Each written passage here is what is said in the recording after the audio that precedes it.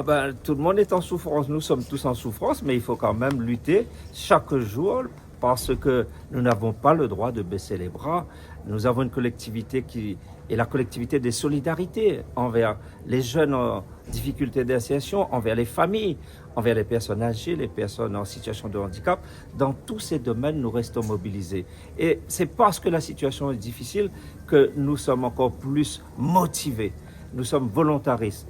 Notre budget est un budget difficile, il faut le reconnaître, à être construit, mais en même temps, nous ne baissons pas les bras parce que la Réunion nous le demande. La Réunion a besoin de solidarité et c'est le rôle du département d'apporter cette solidarité. Et quand vous parlez de budget difficile, qu'est-ce que vous entendez par là en termes de chiffres? Eh bien, en fait, nous avons des dépenses obligatoires qui progressent, beaucoup des dépenses sociales en lien avec le vieillissement de la population. Et ces dépenses pèsent sur le budget de la collectivité. Mais en même temps, nos recettes, elles ne progressent pas. Nous avons même des recettes qui ont tendance à parfois diminuer. C'est pour cela que demain, je vais encore rappeler à la ministre des Outre-mer combien il est difficile pour nous d'équilibrer notre budget et que la solidarité nationale doit pleinement s'exprimer. Cette solidarité nationale, c'est venir soutenir le département qui accompagne les publics les plus fragiles. C'est difficile de faire un budget, de préparer le budget primitif quand on sait que le budget national n'a toujours pas été voté? C'est difficile quand on sait que le budget national n'a pas été voté parce qu'il y a des mesures qui doivent être votées sur le plan national qui concernent les finances du département. Mais en même temps, je veux dire, je suis en lien permanent avec les autorités à Paris pour qu'on sache à peu près quelles sont les orientations. Nous prenons toutes sortes de précautions pour ne pas mettre en difficulté le département de la Réunion. Et moi, je vais rassurer les Réunionnais, vous avez une collectivité départementale qui, malgré le contexte difficile, reste orientée vers les publics les plus fragiles. Je l'ai dit, les jeunes en difficulté d'insertion. Nous avons accueilli plus de 1000 jeunes dans nos services pour les accompagner vers une insertion durable. Nous avons la carte numérique de 50 €, près de 21 000 familles ont bénéficié de la solidarité au titre de la carte numérique. Nous avons l'amélioration de l'habitat où nous faisons près de 3000 améliorations de l'habitat alors même que d'autres se sont désengagés.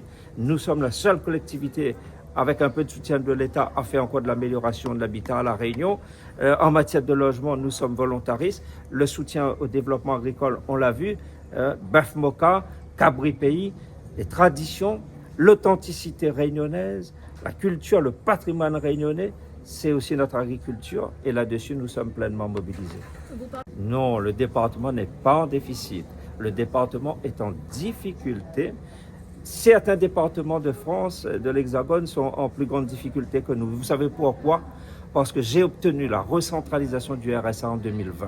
Si je n'avais pas obtenu, et nous, collectivement, les élus n'avaient pas accompagné ce mouvement, et s'il n'y avait pas une décision de l'État, on aurait été en déficit.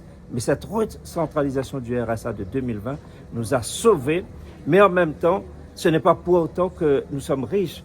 C'est que nous avons quand même d'autres difficultés à surmonter avec le vieillissement de la population qui s'accélère, des dépenses obligatoires pour le département de la Réunion, la mise en place d'un plan de rattrapage. J'aurai tout à l'heure une visioconférence avec la ministre du Handicap pour lui rappeler donc les besoins de la collectivité dans le soutien au plan de rattrapage pour les personnes âgées comme pour les personnes en situation de handicap. Monsieur Atchapal a annoncé tout à l'heure les dépenses sociales pour l'année 2026 devraient être de 30 millions d'euros, augmentées de plus de 30 millions d'euros. Et oui, c'est bien cela. Donc chaque année, nous avons à peu près plus 30 millions d'euros de dépenses sociales obligatoires, et nous les assumons. Mais nous disons aussi au gouvernement qu'il faut nous donner des recettes supplémentaires parce que nous n'avons pas de marge de manœuvre.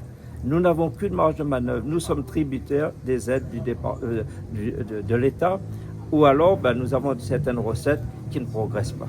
Justement, par exemple, les recettes, les dépenses sociales explosent et sachant que les dotations de l'État sont à la baisse, jamais vous allez activer quel levier, la fiscalité par exemple? Non, nous ne pouvons pas, nous n'avons pas de levier fiscal. Ce que nous pouvons faire, c'est ce que nous faisons, c'est réduire nos dépenses courantes de fonctionnement. Par exemple, en matière de consommation électrique, nous avons mis en place un plan négawatt, ce qui fait qu'on a pratiquement aujourd'hui une dépense d'électricité qui est couverte parce que nous produisons. Donc nous réduisons toutes nos charges de fonctionnement, y compris les charges de personnel, qui ne progressent que de 1%, alors que s'il n'y avait pas eu des efforts de maîtrise de ce côté-là, on aurait eu peut-être 4 à 5% d'augmentation naturelle.